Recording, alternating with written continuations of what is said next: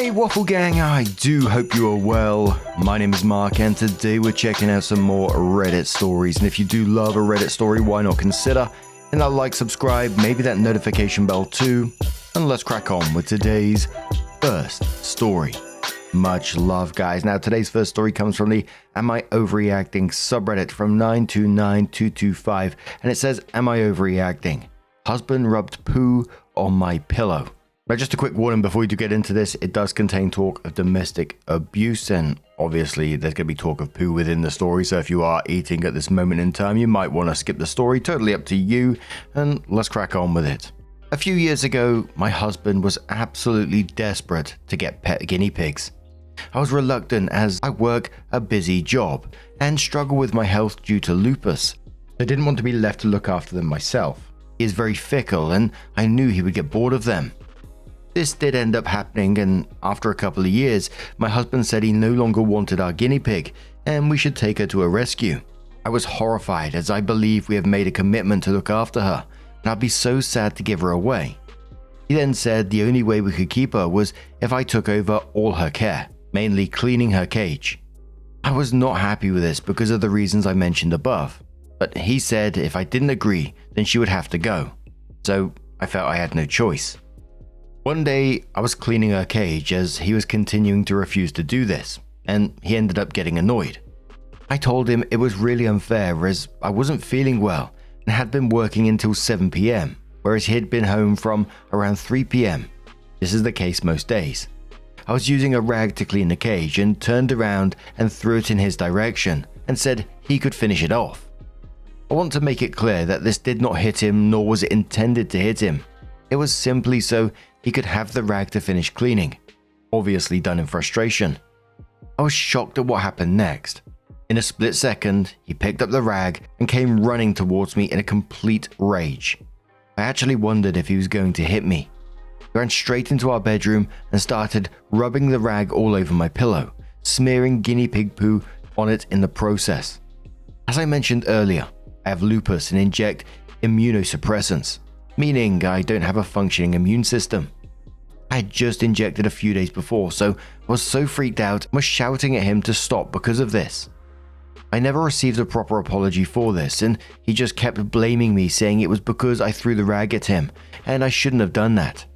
On one occasion, he even said the rag hit him in the face, which is absolutely untrue. It didn't hit him anywhere.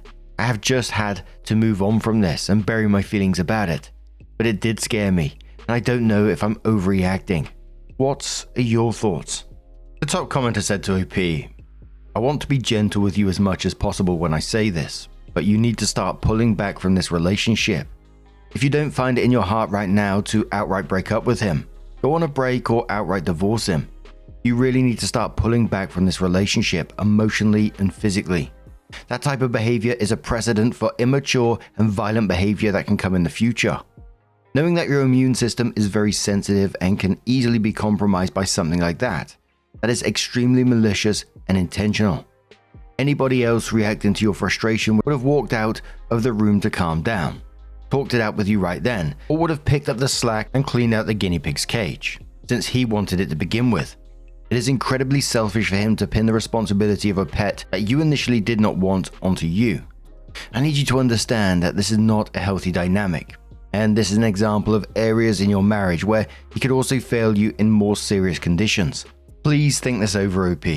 I know you may not think this as serious as it is, but in the given climate of healthcare, political instability, and social inequality between the genders, I really need you to take the heat in your own safety and well-being with this particular man in your life. Has he exhibited behavior like this before? And to what extent had he gone with it before he pulled back? If he even pulled back?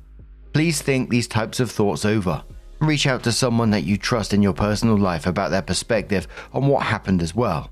Much love, and I hope you make the best decision for you and your well-being. OP did reply saying thank you for your effort you've put into this reply and for the kindness that has shone through. This is probably the most shocking and physical incident. However, there are a lot of emotional and psychological scenarios. He has a history of calling me names, usually effing bitch, and has told me before that I bring nothing of value to the table. Despite owning a 6-figure business even though in my 20s and doing most of the housework.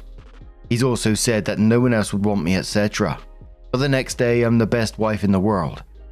He has also destroyed some of my things. For example, my aunt got me a wicker Christmas decoration and he didn't like it, so it ended up setting it on fire. He also put a reed diffuser that I got from my parents out in the rain, which ruined it. He always has a reason or justifications for his actions though. Bar Opportunity replies to OP saying, "Can I ask what you see in him? I've read your other posts and he is sexually abusive, verbally abusive, holds financial lists over you. When somebody shows you who they really are, believe them." Edited to add, "And you deserve so much more than this. This is so much worse than the bare minimum. Please leave this man and get yourself into some therapy to help work on your own self-esteem. You have so much value and you are so worthy. You are also still young and have a whole life ahead of you." OP responded saying, "Honestly, the truth is that he was never like this before. The complete opposite. It doesn't even feel real that things have turned out this way. My life looks nothing like how I thought it would." Oh, dearie me, that's incredibly heartbreaking, because there's no doubt that OP's in an abusive situation in this. And, OP was saying at the end that he wasn't always like this. And it's like they always say in stories like this, that's because the mask is dropped. He's comfortable enough to start letting that go and show you his true self. And I hope in the update that OP does recognize that they wasn't overreacting, that they're not imagining what's going on here. They're not describing a moment of anger, they're describing control, intimidation, and in the end, punishment. Because someone who loves you doesn't do this kind of thing. It's quite as simple as that. They don't deliberately expose you to harm, especially knowing your health makes you vulnerable at the same time. And it sounds like it's a pattern of cruel behavior followed by blame and excuses, and then of course the affection comes afterwards. And usually if you don't accept that affection, it'll go back to anger and it'll rotate through that pattern again. And I find it particularly sad because it makes people, and this is how abusive situations happen, it makes people doubt their own reality. And that's just what's incredibly frustrating and sad about it. But 5 months later, OP did come in with an update and said, "Hi everyone, some of you may remember my original post and others that I posted to different forums in the summer. I received an overwhelming amount of support, which was an incredible help in a difficult time. So many people asked me to share an update, and I'm finally in a space to be able to do that. Long story short, I left for good. The months that followed were very difficult. My husband was entitled to half my business despite not having contributed to it financially. He insisted on separate finances, which meant I got a pretty terrible financial deal on everything else to try and protect it.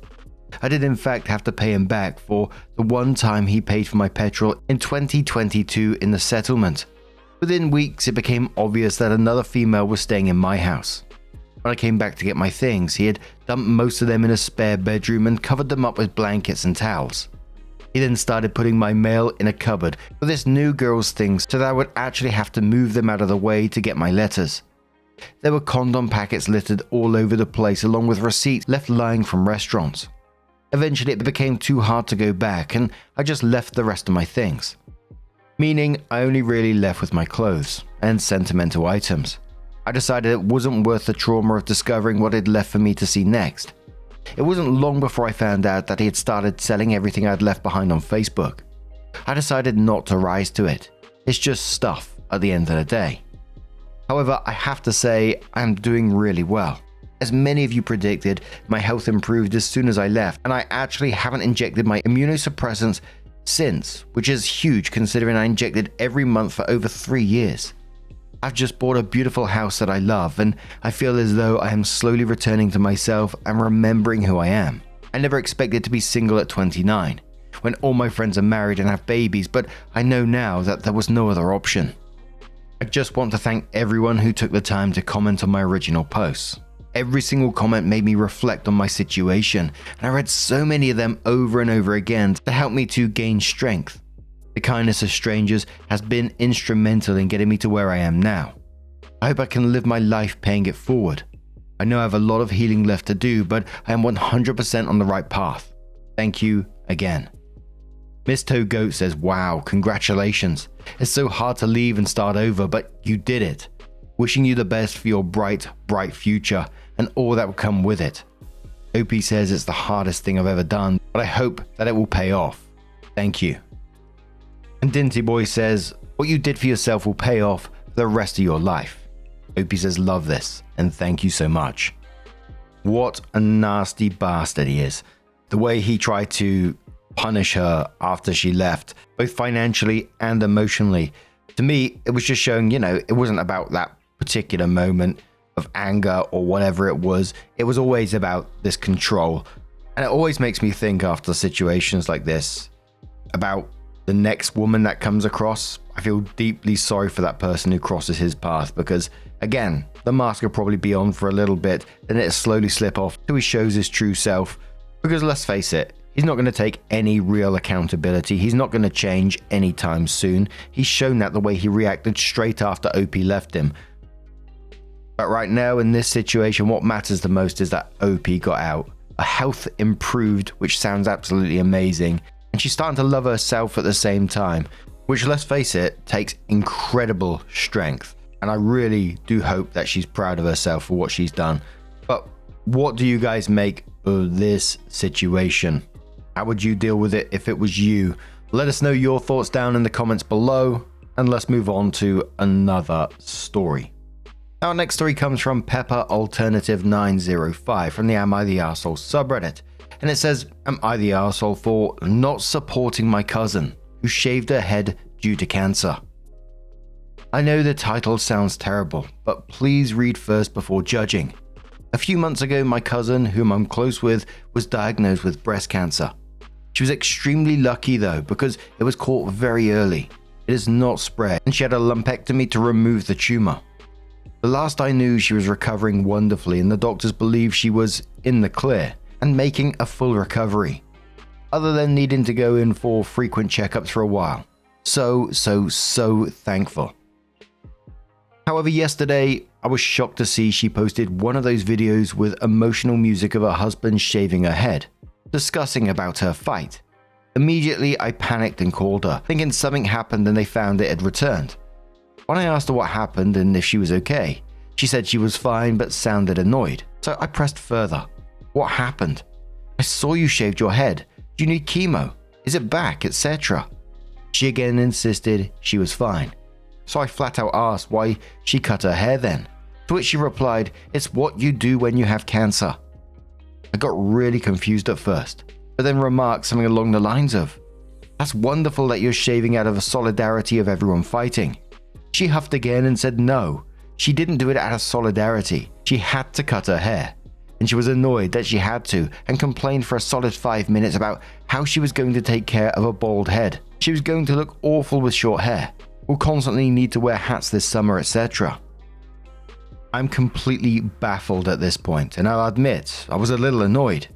I don't take cancer or treatment lightly, so I said, cousin, people don't cut their hair just because they have cancer. They cut it because they're going to undergo a treatment that will make their hair fall out. Your treatment was done. You had no reason to cut your hair. If you did it in a show of support, that's fine too. But you have no right to complain or be annoyed when you chose to cut it and then post a video about it to gain sympathy because you did so. She told me I was being a witch and yelled at me for not supporting her, and how could I be so unkind? Now, I was by her side for every appointment when she was diagnosed and her husband couldn't be there. I was there for a few days post-surgery to help her and her family out. I always have and always will support her. But this is not that at all. I feel like I'm losing my mind because she just doesn't understand that having cancer automatically equals cut your hair no matter what, even if you are already, as far as I know, recovered. So I might be the arsehole, simply put. I got snippy with a cancer patient for cutting her hair, but I feel like I'm not since it wasn't necessary to do in the first place. Am I the arsehole? Remarkable says to the OP, I don't think you're an arsehole, but maybe there is more going on here with her emotional state. Just be there for her as much as you can. She's obviously feeling something that has made her do this. OP says, I'm trying. I mentioned in another comment as well that I think she heard the diagnosis and was preparing for the worst. And then, when the worst didn't happen, it's almost like she's in the too good to be true mindset. Like even thought she's been told it's over. She doesn't feel it. Popular Extension says, not the arsehole. Sounds like you love your cousin tremendously, but her drastic actions are just odd. Try talking to her husband and explain that you weren't trying to upset her, but you're confused and worried. Maybe he will have some insight. This looks like attention seeking. Maybe it is or maybe it isn't, but it is odd. Good luck. Opie says, unfortunately, if it was done for attention seeking, then I can almost guarantee her husband was behind it. He's not a bad spouse or person really, just very woe is me, if that makes sense. Popular Extension says, oh well, that sucks honestly. Have you tried talking to her parents or siblings if she has any? Opie says she has no siblings, which is part of why she and I are so close, more like sisters than cousins. Unfortunately, her father passed a few years ago, and her relationship with her mum is hit or miss, as they are both hot-headed and even the best intentions evolve. Imagine her reaction to me, but if I had responded with equal snark and it went on for hours. That's her and her mum. I don't know, it's tough. Maybe I can ask her oldest daughter too. She's 13. She may be able to help me figure out her mum's mental state. And I'm really glad that some comments touched on the potential mental state of her friend right now. I mean, there is the possibility, of course, it could be just attention seeking, but it seems really extreme, doesn't it? We've probably seen similar stuff in past stories, but it could also, in the way I'm feeling, that someone who isn't in a great mental space right now, especially after, a cancer diagnosis, even after the treatment's gone well, I can't imagine the fear just switches off like that. I knew someone who had a similar diagnosis and like I was just saying, the fear didn't automatically disappear when the treatment went well. And I'm not saying OP should be going along with this, supporting this in any way. It doesn't mean you have to play along with something, that just isn't true. Because I don't see anything wrong with OP questioning it. Initially, I was confused as well. I think, oh, what the bloody hell is going on here? And clearly there's a lot of love from OP towards their friend. They're just confused about what's going on. And I think many people would if they saw their friend doing this. So I really do hope that OP is able to reach out to some friends, family, a friend herself, and have a calm conversation about what's actually going on. But within the first post, OP adds the first update just saying, wow, I can't believe this had so many reactions. For now, I'm just leaving her be, and hopefully she will come to me when she is ready and we can figure out what's really going on.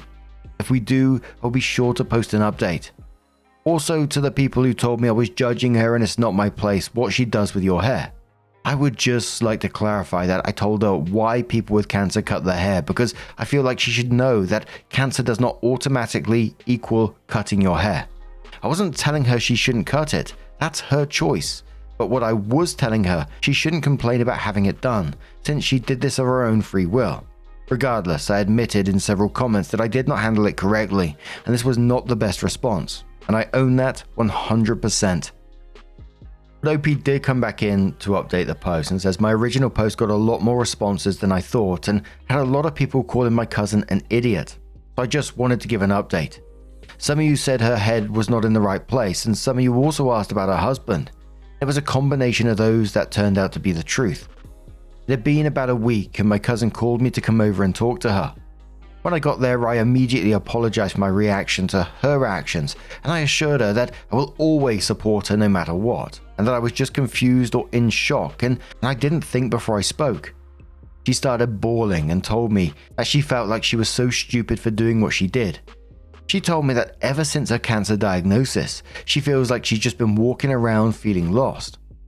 She was so concerned about the repercussions on her family, on her daughter, that she had all this building on her, and then when she was told she was practically in the clear, rather than having the weight lifted off her shoulders, she just kept feeling like she had to keep looking behind her, waiting for the scary monster to pop back out. And that she also has guilt because she got off easy. Her words, not mine. Unfortunately, she chose to express these feelings to her husband, who convinced her that shaving her head would help.